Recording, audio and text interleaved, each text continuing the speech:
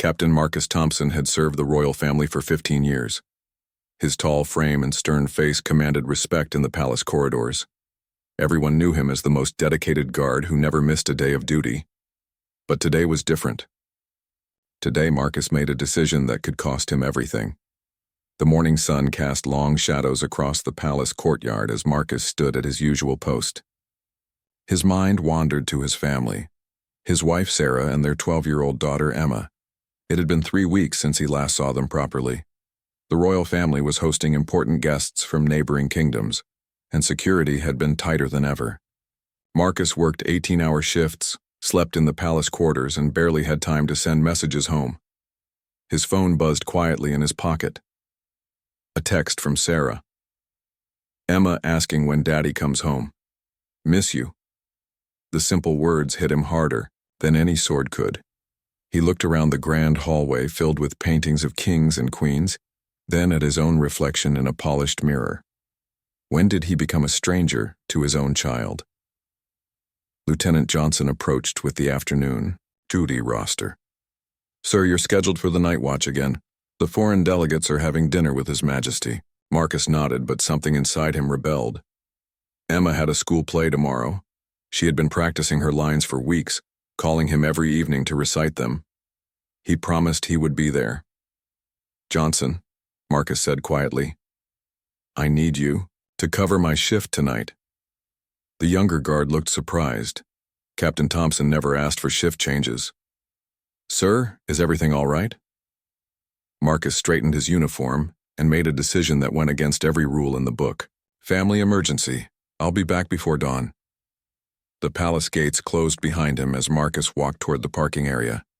His heart raced, not from fear of enemy attacks or royal threats, but from the simple anticipation of seeing his daughter's face light up when he walked through their front door. He had never broken protocol before. The royal family trusted him completely, and here he was, abandoning his post for personal reasons.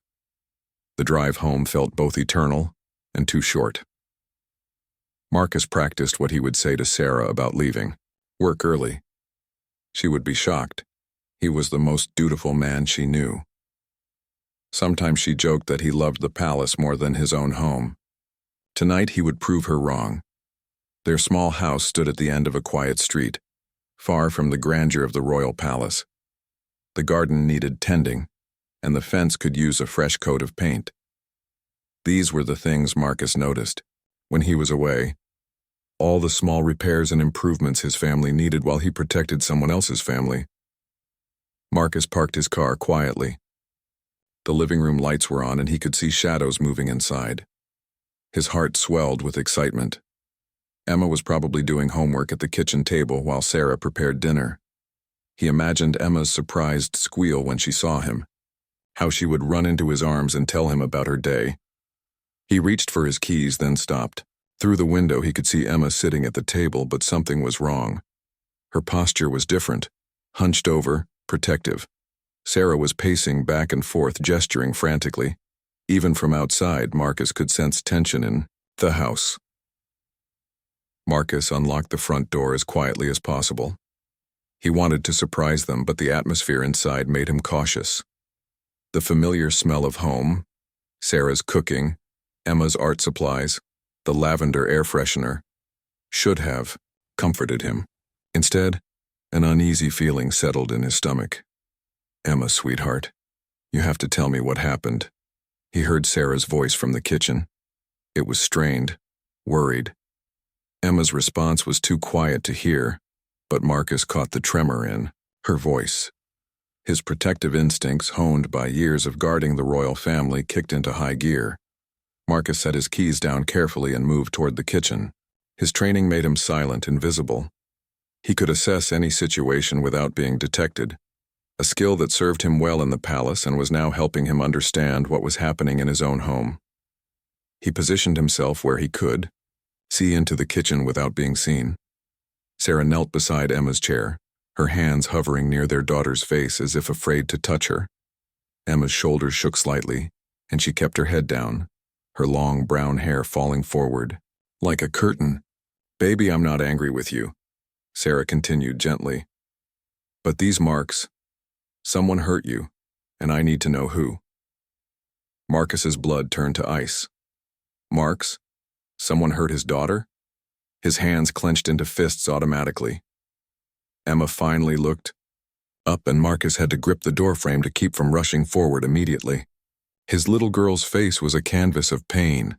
A dark bruise colored her left cheek, and her lower lip was swollen. Smaller marks dotted her forehead, and her right eye was slightly puffy. The sight hit Marcus like a physical blow. This was his daughter, his precious Emma, who still asked him to check for monsters under her bed, who made him friendship bracelets, who called him her hero. Someone had put their hands on her. Someone had hurt his child while he was away protecting strangers. Marcus forced himself to remain still and listen. His training taught him to gather information before acting. But every fiber of his being screamed for immediate action. Who did this? When? Where was he when his daughter needed protection? "It's nothing, Mom," Emma whispered, touching her bruised cheek gingerly. "Just some kids at school being mean. It's over now." But Sarah wasn't satisfied with that answer, and neither was Marcus. These weren't playground scrapes or accidental bumps. Someone had deliberately hurt his child. Marcus stepped back from the doorway, his mind racing. 15 years of protecting the royal family, and he couldn't protect his own daughter. The irony was bitter and sharp. He was trained to spot threats, to prevent violence, to keep people safe. Yet the most important person in his world had been hurt, while he stood guard over people who had dozens of other protectors. The captain of the Royal Guard, the man who never showed weakness or uncertainty, stood in his own hallway feeling completely lost. His daughter needed him, but he didn't even know what had really happened. The bruises on her face told a story, but not the whole story. Marcus realized that coming home in secret was just the beginning. Now he had to figure out how to be the father and protector his daughter truly needed. Marcus took a deep breath and stepped into the kitchen doorway. "Hello, my girls," he said softly, trying to keep his voice steady despite the rage boiling inside him. Sarah spun around, her eyes wide with shock. Emma looked up, and for a moment, her bruised face lit up with pure joy. "Daddy!" Emma started to jump up, then winced and moved more carefully. That small sign of pain nearly broke Marcus's composure. He crossed the room in 3 quick strides and knelt beside her chair, his trained eyes taking in every mark on her face. "Hey, princess," he whispered, his voice thick with emotion. He wanted to gather her in his arms, but he was afraid of hurting her further. Instead, he gently touched her uninjured cheek with his fingertips. "I missed you so much." Sarah stood frozen, still processing his unexpected appearance. "Marcus, what are you doing home? I thought you couldn't leave the palace this week." Her voice carried confusion and relief in equal measure. "I had to come," Marcus replied, his eyes never leaving Emma's face. "Something told me I needed to be here." He studied the bruises more closely. These weren't random injuries. The pattern suggested deliberate, repeated strikes. His military training kicked in automatically, analyzing the evidence like he would assess a security threat. Emma seemed smaller than he remembered, more fragile. Her school uniform was wrinkled and had small tears near the collar. Her usual bright smile was replaced by a careful expression, as if smiling might hurt. Marcus noticed her knuckles were scraped too. She had tried to defend herself. "Emma," Marcus said gently, "can you tell Daddy what happened to your face?" He kept his tone soft, but inside, his protective instincts were screaming for justice. Whoever did this would answer to him personally. Emma glanced at her mother, then back at her father. "It's nothing serious, Dad. Just some trouble at school." She tried to smile, but the swollen lip made it look more like a grimace. "I'm okay." Really? Marcus had interrogated enough people to know when someone was hiding something. His daughter was trying to protect him from the truth, and that realization made his heart ache even more. "Princess, these marks don't look like nothing to me. I'm not going anywhere until I understand what happened." Sarah moved closer, placing a protective hand on Emma's shoulder. "She's been trying to handle it herself, says it's just bullying, but Marcus..." She gestured toward their daughter's injuries. This is beyond normal bullying. This is assault. The word assault made Marcus's jaw tighten. In his world, assault meant immediate action, investigation, consequences. But this was his 12-year-old daughter's world where apparently children could be attacked without immediate justice. "Who did this to you?" Marcus asked, his voice taking on the authoritative tone he used with suspects. Emma shrank back slightly, and he immediately softened his approach. "I'm sorry, sweetheart. Daddy's not angry with you. I just need to know who hurt my little girl." Emma looked down at her hands, picking at a loose thread on her school skirt. "There's this group of kids at school. They've been bothering me for a few weeks now. Today it got worse. A few weeks?" Marcus felt like he'd been punched in the stomach. "This has been going on for weeks and I didn't know?" He looked at Sarah, who nodded sadly. "I wanted to handle it through the school first," Sarah explained. "I talked to her teacher, then the principal. They said they would monitor the situation and talk to the children involved, but it kept getting worse." Marcus's training told him that monitoring wasn't enough when someone was in danger. Action was required. Protection was required. "What exactly happened today, Emma? I need you to tell me everything." Emma's eyes filled with tears. "They cornered me after lunch behind the gymnasium. There were 4 of them: Tyler, Jake, Madison, and Chloe. They said I think I'm better than everyone else because my dad works for the royal family. They called me names and said I'm fake and stuck up." Marcus felt his anger rising, but he kept his expression calm. "Then what happened?" "Tyler pushed me first. He said my dad probably isn't even important, just a guard who cleans toilets or something. When I told him that wasn't true, he got mad. Madison said I was lying about everything." Emma's voice got smaller. "Then they all started pushing me around. Tyler hit me in the face when I tried to get away." Sarah gasped, even though she had heard parts of this story before. Hearing the details made it more real, more horrifying. Marcus felt his hands shaking with suppressed rage. "Did any adults see this? Did anyone try to help you?" Marcus asked, his voice carefully controlled. Emma shook her head. "Everyone was inside because it started raining. And the kids who saw it, they're too scared of Tyler and his friends to say anything. Tyler's dad owns the biggest store in town and Madison's mom is on the school board. Nobody wants to get in trouble with them." Marcus understood the politics immediately. Small-town power structures, influential families, children who thought they could act without consequences because of their parents' positions. It was corruption on a miniature scale, but just as damaging as any he had dealt with in his professional life. "So after they hit you, then what?" Marcus needed the complete picture before he could plan his response. "I tried to run, but Jake tripped me. That's when I scraped my hands and knees. Madison kicked me while I was down, and Chloe said if I told anyone, they would make it worse tomorrow." Emma's tears were flowing freely now.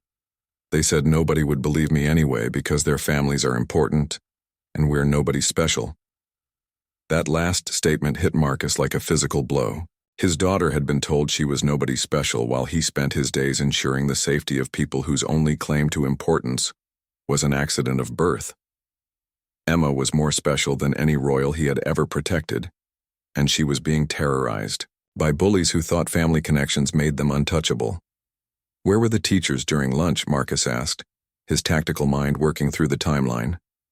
"There's only one teacher on duty outside during lunch, and she usually stays near the playground with the younger kids. The area behind the gym is sort of a blind spot. That's why they chose it." Emma wiped her nose with a tissue. "They've been planning this for a while." Sarah sat down heavily in another chair. "I've called the school 3 times this week. They keep saying they'll investigate, but nothing changes. If anything, it's gotten worse since I complained." Marcus nodded grimly. He had seen this pattern before. Authorities who were either ineffective or unwilling to act against people with influence. In the palace, such negligence would result in immediate dismissal. But in Emma's school, it seemed to be standard procedure. "Did you fight back at all, Princess?" Marcus asked, noticing again her scraped knuckles. Emma nodded slightly. "I tried. I remembered what you taught me about protecting myself. I managed to hit Tyler once, but there were too many of them. And I was scared that if I fought too hard, they might really hurt me. Marcus felt a surge of pride mixed with heartbreak. His little girl had tried to use the self-defense techniques he had taught her, but she was outnumbered and overpowered. She had made a tactical decision to minimize damage, just like he would have in a similar situation. But she was 12 years old and shouldn't have to make such decisions. You did the right thing, Emma, Marcus said firmly. You tried to protect yourself, but you were smart about it. I'm proud of you for surviving this. He paused, his voice taking on a harder edge. But this ends now.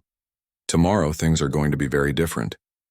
That evening, after Emma had gone to bed with ice packs on her bruises, Marcus sat at the kitchen table with Sarah. His phone had been buzzing with messages from the palace, Lieutenant Johnson asking about his return time, security updates, schedule confirmations. Marcus ignored them all. I should have known, he said quietly, staring at his hands. I should have seen the signs. What kind of father am I if I can't even tell when my own daughter is being terrorized? Sarah reached across the table and took his hand. You've been working 18-hour days, Marcus. The royal family has demanded everything from you these past months. You couldn't have known. That's exactly the problem, Marcus replied, his voice bitter. I've been so busy protecting other people's children that I failed to protect my own. Emma needed her father, and I was playing security guard for people who have 20 other guards. Sarah squeezed his hand. You're here now. That's what matters. But Marcus, what are you planning to do? I can see that look in your eyes. The same one you get when you talk about security threats at the palace. Marcus was quiet for a long moment. His mind was already working through possibilities, strategies, approaches. In his professional life, he dealt with threats systematically, identify the problem, assess the players, determine the most effective response, execute with precision. Tell me about these families, Marcus said. Tyler's father owns what store?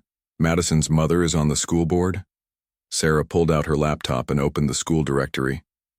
Tyler Morrison. His father owns Morrison's department store downtown. It's the biggest retailer in town, employs about 60 people. Madison Hart, her mother is Rebecca Hart. She's been on the school board for 8 years and runs the annual fundraising campaign. Marcus nodded, memorizing the information. What about the other two? Jake and Chloe? Jake Peterson, his family owns the local newspaper, the Town Herald.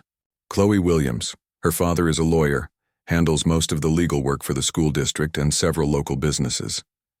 So we're dealing with the town's power structure, Marcus observed. Business owner, school board member, media family, and legal representation. They probably all know each other socially. Their children think they're untouchable because in this small town they basically are. Sarah looked worried. Marcus, what are you thinking? We can't just storm in there making demands. These people have influence. They could make life very difficult for us. Marcus stood up and walked to the window, looking out at the quiet street. Sarah, I've spent 15 years dealing with people who think they're above consequences. Princes who believe rules don't apply to them. Foreign dignitaries who assume their status grants them immunity. Wealthy donors who expect special treatment. The only difference is the scale. But this is different, Sarah protested. This is our home, our community. We have to live here after this is over. Emma has to go to school with these children. No, Marcus said firmly, turning back to face his wife. Emma doesn't have to endure being beaten by bullies just so we can maintain social peace.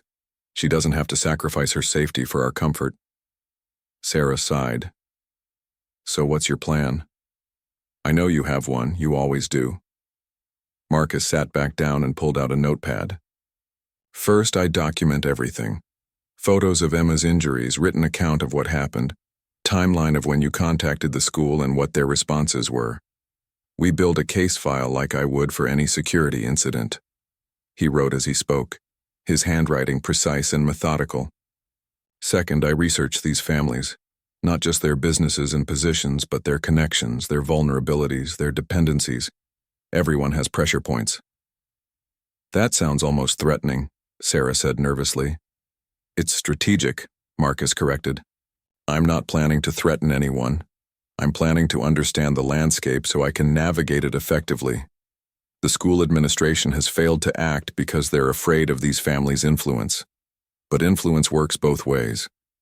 Sarah watched him write, recognizing the focused intensity he brought to his work. What do you mean? Marcus looked up from his notes. Morrison's department store depends on community support. The newspaper relies on local advertising and subscriptions. The lawyer needs clients who trust him to handle their affairs ethically. The school board member has to face voters eventually. They all need to maintain their reputations. And if their children are exposed as bullies who assault other students, then their reputations suffer, Marcus said simply. But I'm not interested in destroying anyone's reputation unnecessarily. I'm interested in protecting Emma and ensuring this never happens again.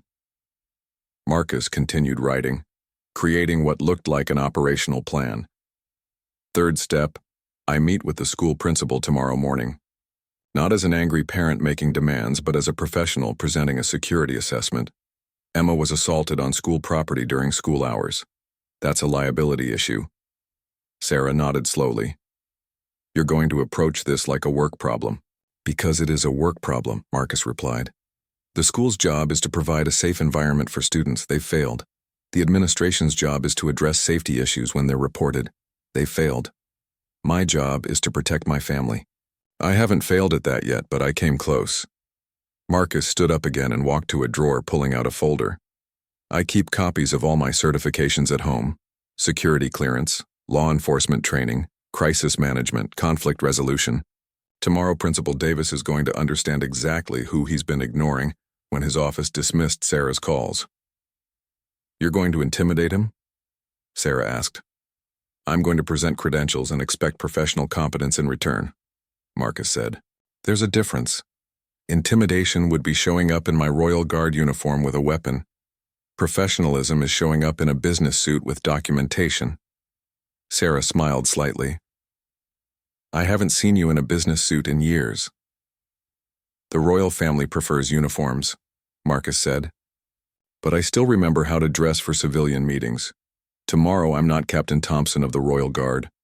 I'm Mr. Thompson, concerned father and security professional. Marcus returned to his notepad. Fourth step, I meet with each parent individually. Not confrontationally, but informatively. I explain what their children did, what the consequences could be if it continues, and what I expect moving forward. What do you expect moving forward? Marcus looked at his wife seriously. I expect their children to leave Emma alone completely. No contact, no comments, no looks across the classroom.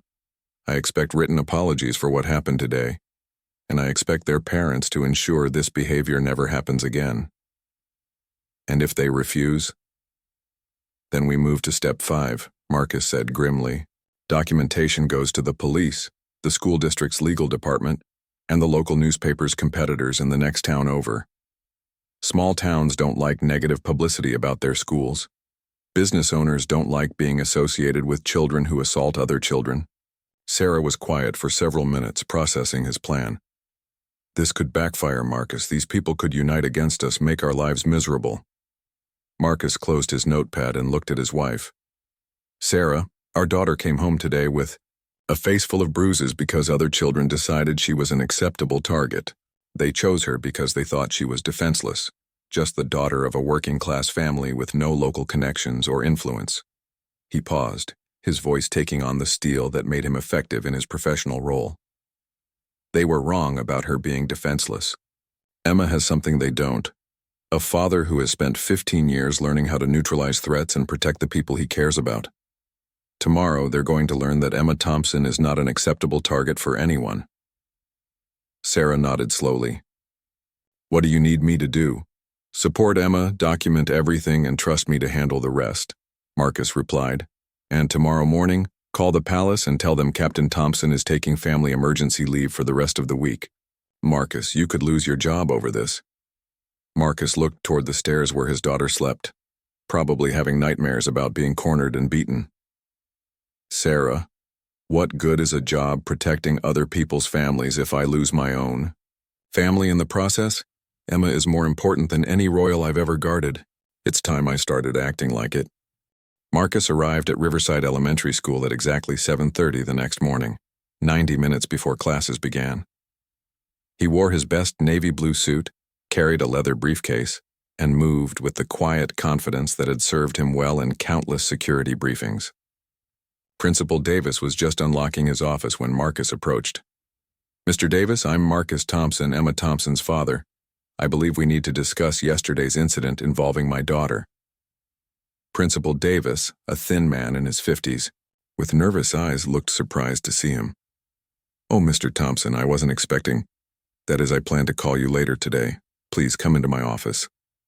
Marcus followed him inside, noting the cluttered desk, the diplomas on the wall, the family photos that suggested Davis had children of his own. This would be useful information. "I understand there was some playground trouble yesterday," Davis began, settling behind his desk. "These things happen with children, you know. We're monitoring the situation." Marcus opened his briefcase and placed a folder on the desk.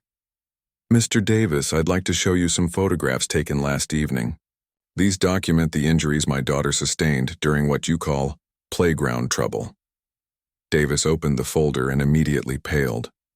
The photos Marcus had taken showed Emma's bruises in stark detail. The clear handprint-shaped bruise on her cheek, the split lip, the defensive wounds on her hands. These weren't playground scrapes. This is more serious than I was told," Davis admitted, his voice shaking slightly. "Yes, it is," Marcus agreed calmly. "My daughter was assaulted by 4 students on school property during school hours. According to my records, my wife contacted this office 3 times in the past 2 weeks about escalating harassment. What action was taken?" Davis shuffled through papers on his desk. We spoke to the students involved. We monitored lunchtime more closely. We thought the situation was improving." Marcus placed another document on the desk. "This is my professional background, Mr. Davis. 15 years of security work, including threat assessment and crisis management. When I look at these photos and this timeline, I see a complete failure of institutional protection protocols." Davis read Marcus's credentials with growing alarm.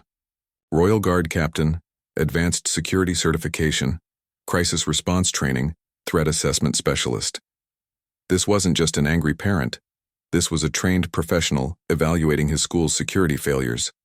"Mr. Thompson, I assure you we take all reports of bullying seriously." "Mr. Davis," Marcus interrupted quietly. "This isn't bullying. This is assault and battery of a minor.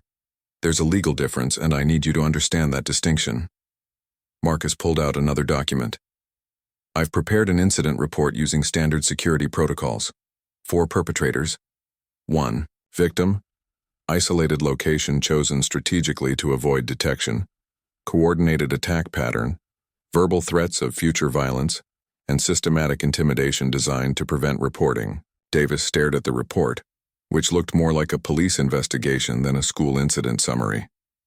Every detail was documented with military precision. "Furthermore," Marcus continued, "the perpetrators specifically targeted my daughter because they believed her family lacked the local influence to seek effective recourse.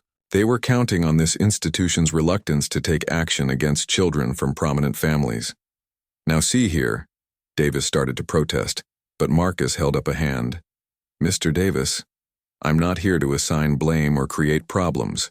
I'm here to ensure my daughter's safety and to prevent future incidents.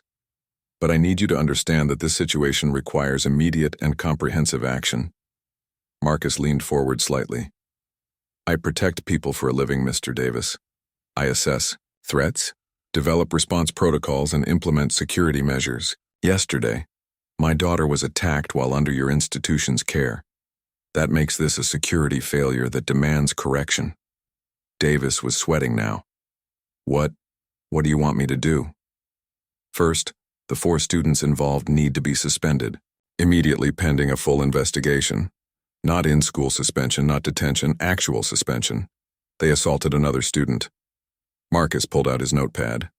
"Second, their parents need to be informed that this incident will be documented in their children's permanent records as assault, not bullying.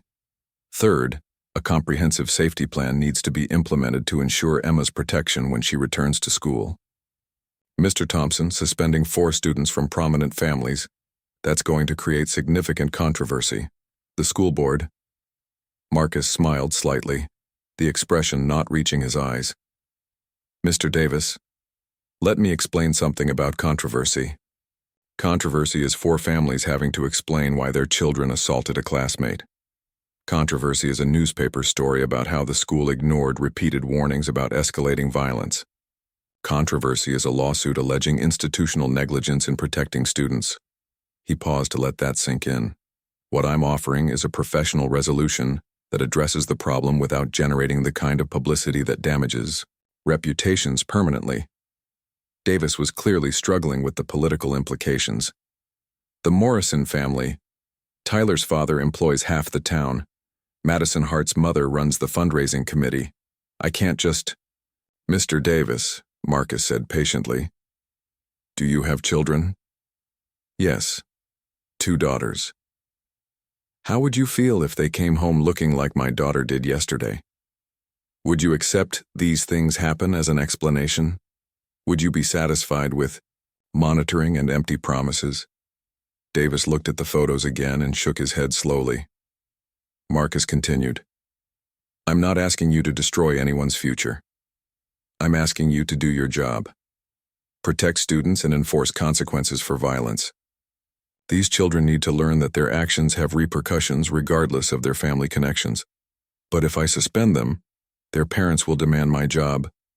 Mr. Davis, if you don't suspend them, and this happens again, those same parents won't be able to protect you from the liability lawsuits. And if something happens to my daughter because you failed to act on documented evidence of assault. Marcus let the sentence hang unfinished. Davis stared at the documents spread across his desk. You're serious about pursuing legal action? I'm serious about protecting my daughter, Marcus replied. Legal action is one option. Media attention is another. A formal complaint to the school district is a third. But all of those options become unnecessary if you handle this situation properly right now. Marcus stood up and straightened his jacket. I'm going to visit each family this morning to discuss their children's behavior. I'd prefer to tell them that the school has taken appropriate disciplinary action. It makes the conversations more constructive. You're going to their homes? Professional courtesy calls, Marcus said smoothly. Parent-to-parent conversations about ensuring this never happens again. Nothing threatening, just clear communication about expectations. Davis looked terrified at the thought of Marcus Thompson appearing at these families' doors. Mr. Thompson, perhaps we could arrange a group meeting here at the school. Mr. Davis, when someone hurts my daughter, I address it directly and personally. That's not negotiable. Marcus collected his documents. The question is whether you're going to support proper disciplinary action, or whether these families are going to learn about their children's behavior from me first. Marcus headed toward the door, then paused. Oh, and Mr. Davis, Emma won't be attending school today. She needs time for her injuries to heal and her confidence to recover. I expect the suspension letters to be sent to the 4 families before noon. Otherwise, my next call will be to Superintendent Williams. As Marcus left the office, he heard Davis frantically dialing phone numbers. Phase 1 was complete. The school administration now understood that Emma Thompson was not a friendless target they could ignore. She was the daughter of someone who knew how to navigate institutional power structures and wasn't afraid to use that knowledge. Marcus checked his watch as he walked back to his car. 8:15.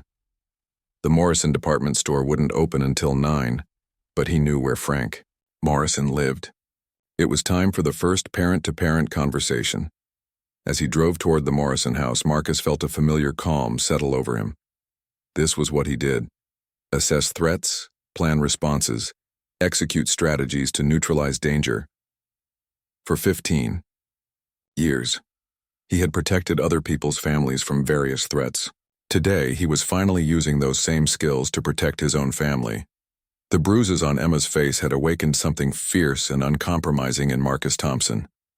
These 4 families were about to learn that their children had chosen the wrong target, and that some fathers don't negotiate when it comes to their daughter's safety. Frank Morrison was watering his front lawn when Marcus pulled up to the large colonial house on Maple Street. Morrison was a heavy-set man in his 40s, wearing an expensive golf shirt and the confident posture of someone accustomed to being the most important person in any room. That confidence wavered when he saw Marcus approaching. "Can I help you?" Morrison called out, his tone suggesting he wasn't interested in helping anyone. "Mr. Morrison? I'm Marcus Thompson, Emma Thompson's father. I believe our children had an altercation yesterday at school. I'd like to discuss it with you." Morrison's expression shifted from annoyance to calculation. He had obviously heard about Emma's family, the father who worked for the royal family, not particularly wealthy or connected locally. "Listen, Mr. Thompson, kids will be kids. If there was some playground disagreement, I'm sure they can work it out themselves." Marcus reached into his briefcase and pulled out one of the photos. "Mr. Morrison, does this look like a playground? Disagreement to you?" Morrison glanced at the photo and immediately stepped backward. The image showed Emma's bruised face in stark detail, documentation that couldn't be dismissed or minimized. Tyler never mentioned anything this serious," Morrison stammered. "Your son Tyler led a group of 4 children in a coordinated assault on my daughter," Marcus said calmly. "He struck her in the face multiple times, called her names, and threatened future violence if she reported the attack." Morrison's face reddened. "Now wait just a minute. Tyler is a good kid. He wouldn't do something like this without provocation. Your daughter must have—" "Mr. Morrison," Marcus interrupted, his voice taking on the steel it carried during palace security briefings. "I'm going to stop you right there. You're about to suggest that my 12-year-old daughter deserved to be beaten by 4 attackers. I strongly advise against finishing that sentence." Something in Marcus's tone made Morrison take another step back. This wasn't the voice of a desperate parent begging for help. This was the voice of someone who was used to being obeyed without question. Marcus continued. "I've spent 15 years in security work, Mr. Morrison. I know the difference between a playground scuffle and a deliberate assault. Your son chose an isolated location, coordinated with 3 accomplices, and systematically attacked a smaller, outnumbered victim. This wasn't childish behavior. It was criminal behavior." Morrison's bluster was quickly deflating. "What do you want from me?" "I want you to understand that your son's actions yesterday crossed a line from which there's no return," Marcus replied. "Emma will carry those bruises for weeks. She'll carry the memory much longer. Your son needs to understand that actions have consequences." "Are you threatening my family?" Morrison demanded, though his voice lacked conviction. Marcus smiled coldly. "Mr. Morrison, I don't make threats. I make promises. I promise you that if your son or his friends ever touch my daughter again, the consequences will be swift and comprehensive." He pulled out another document. "This is a detailed report of yesterday's incident. Copies are being prepared for the police, the school district's legal department, and the county prosecutor's office. Your son committed assault and battery of a minor." Morrison stared at the official-looking document. "You can't be serious. They're just kids. They're old enough to plan a coordinated attack. They're old enough to understand right from wrong. And they're old enough to face the consequences of their choices," Marcus said firmly. "This will ruin Tyler's future. One mistake, and you want to destroy his entire life?" Marcus leaned forward slightly. "Mr. Morrison, your son made multiple choices yesterday. He chose to target my daughter. He chose to isolate her. He chose to hit her repeatedly. He chose to threaten her with worse violence. These weren't mistakes, they were decisions." Morrison was sweating now despite the cool morning air. "What do you want? Money? I can pay for medical bills, counseling, whatever she needs." "I don't want your money," Marcus said with disgust. "I want your son to face appropriate consequences for his actions. I want him to understand that Emma Thompson is not an acceptable target now or ever." Marcus straightened up. "Principal Davis should be calling you within the hour about Tyler's suspension. I suggest you use that time to have a very serious conversation with your son about respect, consequences, and the fact that his father's money can't protect him from everything." Morrison looked desperate. "My store employs 60 people in this town. If word gets out about this, it could damage my business, hurt innocent families who depend on those jobs. Then you should have taught your son better values, Marcus replied without sympathy. Your business problems are a natural consequence of raising a child who thinks violence is acceptable. Marcus began walking back to his car, then turned around. Oh, and Mr. Morrison? Emma will be returning to school next week. I expect Tyler to treat her with complete respect. No comments, no looks, no interaction whatsoever. If he so much as bumps into her accidentally, I'll assume it was intentional. That's unreasonable. They're in the same grade, same classes. Marcus's expression didn't change. Then Tyler will need to learn how to be very careful about his behavior, won't he? As Marcus drove away, he could see Morrison in his rearview mirror, frantically dialing his phone, probably calling the other parents to warn them. That was fine. It would make the remaining conversations more efficient. The Hart house was even more impressive than the Morrison home, with perfectly manicured gardens and a circular driveway. Rebecca Hart answered the door herself, already, dressed for what looked like an important meeting. She was an attractive woman in her 40s with the polished appearance of someone who spent considerable time managing her public image. Mrs. Hart, I'm Marcus Thompson. I believe we need to discuss what happened between our daughters yesterday. Mrs. Hart's expression immediately became guarded. I assume Frank Morrison called you. Look, Mr. Thompson, I understand you're upset, but children have conflicts. It's part of growing up. Marcus handed her the photograph without preamble. Mrs. Hart's carefully composed expression cracked when she saw Emma's injuries. Madison was involved in this, she whispered. Your daughter participated in a group assault on my child. Marcus confirmed. She helped corner Emma behind the gymnasium, participated in the physical attack, and kicked her while she was down on the ground. Mrs. Hart stared at the photo, her hand shaking slightly. This can't be right. Madison is a good girl. She's never been in trouble at school. Mrs. Hart, I have a detailed account of everything that happened yesterday. Madison made specific choices to participate in violence against another child. The fact that she's never been caught before doesn't mean she's never done anything wrong. Mrs. Hart seemed to age 10 years in 10 seconds. What do you want from us? I want Madison to face appropriate consequences. I want her to understand that violence has repercussions, and I want your assurance that this will never happen again. If this becomes public knowledge, it could ruin my position on the school board, Mrs. Hart said quietly. Everything I've worked for, all the programs I've helped implement. Marcus felt no sympathy for her political concerns. Mrs. Hart, your daughter helped beat up a 12-year-old girl. Your political career should be the least of your worries right now. Please, Mrs. Hart said desperately. Isn't there some way we can handle this privately? Madison will apologize, we'll pay for therapy, counseling, whatever Emma needs. Mrs. Hart, this isn't about money or private apologies. This is about accountability. Your daughter needs to learn that her family's social position doesn't protect her from the consequences of criminal behavior. Marcus pulled out his phone and showed her another photo. Emma trying to smile at breakfast that morning, her swollen lip making the expression painful to watch. That's my daughter trying to be brave after your daughter helped assault her. Madison stole Emma's sense of safety, her confidence, her trust in other children. How exactly does money fix that? Mrs. Hart was crying now, her perfectly applied makeup running. Madison's just a child. She made a mistake. She made multiple deliberate choices to hurt another child, Marcus corrected. And now she needs to learn that those choices have consequences that her mother's position on the school board can't eliminate. Marcus headed back to his car. 2 down, 2 to go. Each conversation was getting easier as word spread among the families. They were beginning to understand that Marcus Thompson wasn't going to be intimidated, bought off, or reasoned out of seeking justice for his daughter.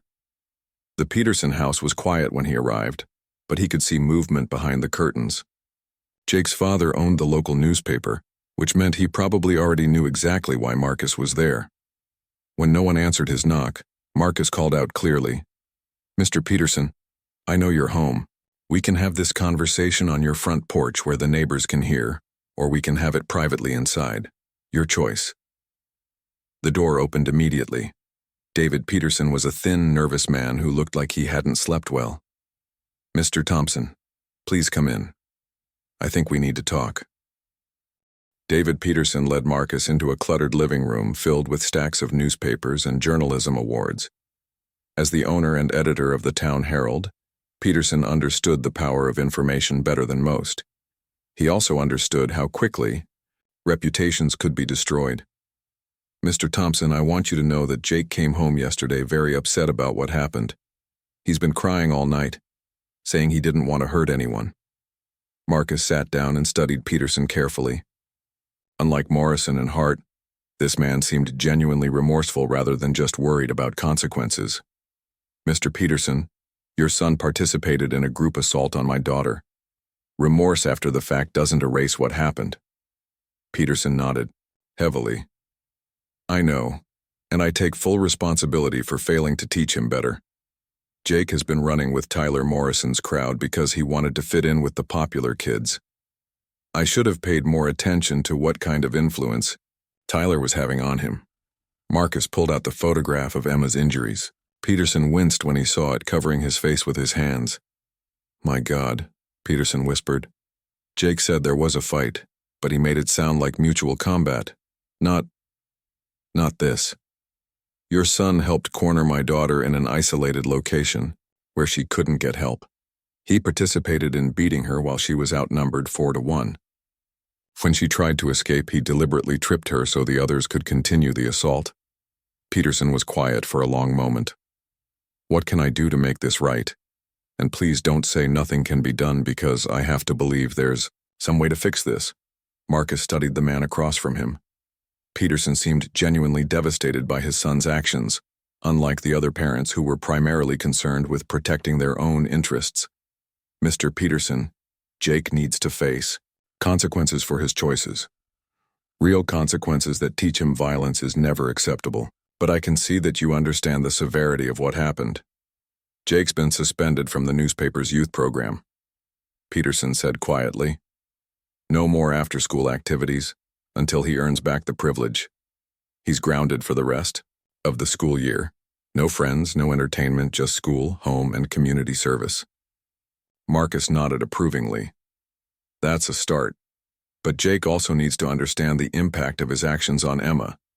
She's not just bruised, she's traumatized. She's afraid to go back to school." Peterson looked up with tears in his eyes. Would it help if Jake wrote her a letter? Not just an apology, but acknowledging specifically what he did wrong and promising it will never happen again. "It might," Marcus said carefully. "But only if it's genuine. Only if Jake truly understands what he participated in yesterday." Peterson stood up and walked to the window. "Mr. Thompson, I've spent 20 years reporting on this community. I've seen what happens when kids don't learn accountability early. They become adults who think they're above the law, above decency, above basic human respect." He turned back to Marcus. "I won't let my son become one of those people. Whatever consequences you think are appropriate, I'll support them. Jake needs to learn that his actions yesterday were unacceptable, period." Marcus felt some of his anger toward Jake's father begin to soften. This was how a parent should respond when their child did something wrong, with accountability rather than excuses. "Mr. Peterson, I appreciate your willingness to hold Jake accountable, but I need you to understand that this can't happen again, ever. If Jake or his friends even look at Emma the wrong way, there will be serious consequences." "Understood completely," Peterson replied immediately. "Jake will stay away from Emma, entirely. And he'll stay away from Tyler Morrison and that crowd. I should have broken up that friendship months ago." Marcus stood to leave, then paused. "Mr. Peterson, you might want to consider an editorial about bullying and accountability in your newspaper. This community needs to have a serious conversation about what happened yesterday." Peterson nodded thoughtfully. "You're right, and I think it's time this town understood that being from an influential family doesn't grant immunity from consequences." The final stop was the Williams house, where Chloe's father worked as the school district's legal counsel.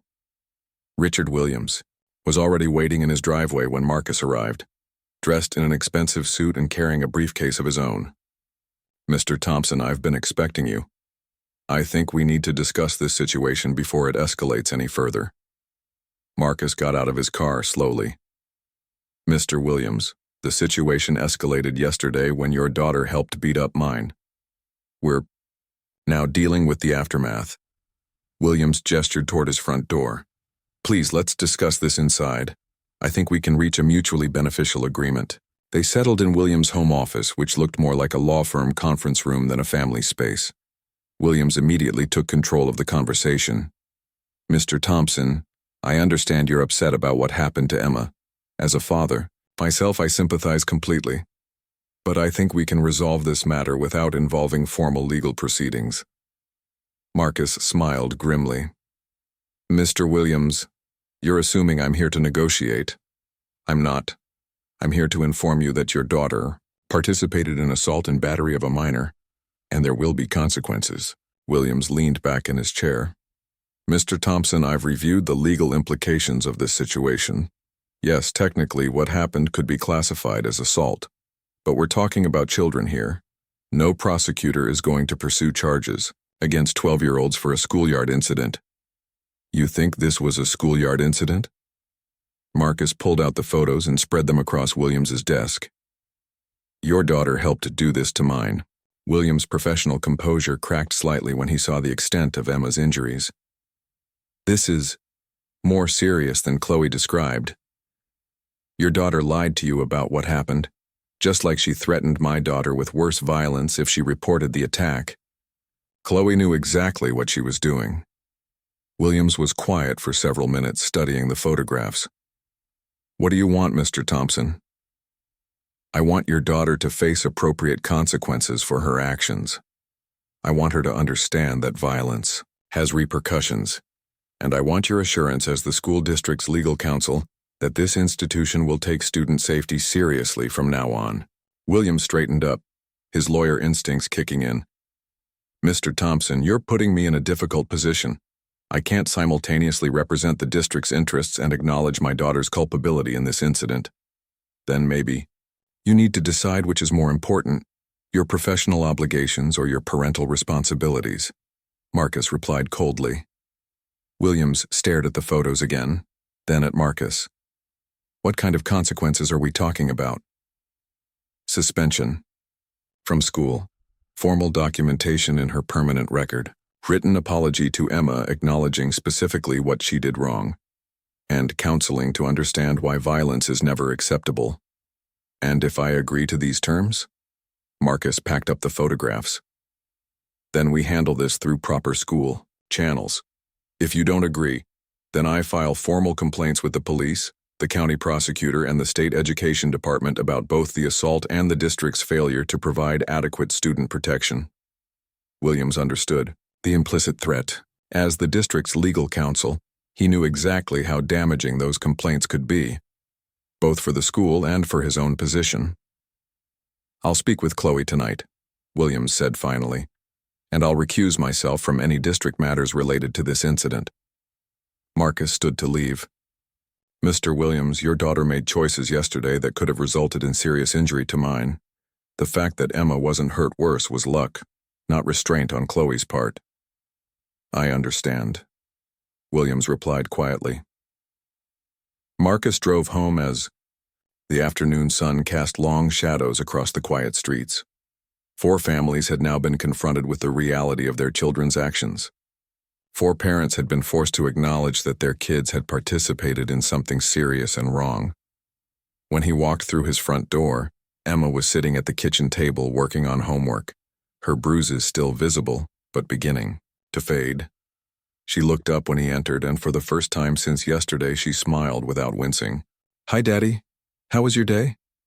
Marcus knelt beside her chair and gently kissed the top of her head. It was productive, Princess. I think things are going to be different at school from now on. Sarah appeared in the doorway. The school called. All 4 children have been suspended for the rest of the week. Principal Davis wants to meet with us next Monday to discuss Emma's return and additional safety measures. Marcus nodded with satisfaction. And the parents? 3 of them called to arrange meetings about their children writing apology letters. The 4th family, the Morrisons, their lawyer called instead. Marcus wasn't surprised. Some people never learned that money and influence couldn't solve every problem. But the other three families seemed to understand that their children needed to face real consequences. What happens next? Emma asked quietly. Marcus took her small hand in his larger one. Next week you go back to school. But this time, everyone there will know that Emma Thompson is not someone who can be hurt without consequences. You're not helpless, princess, you're protected. Emma squeezed his hand. Are you going to get in trouble at work for helping me? Marcus thought, AB.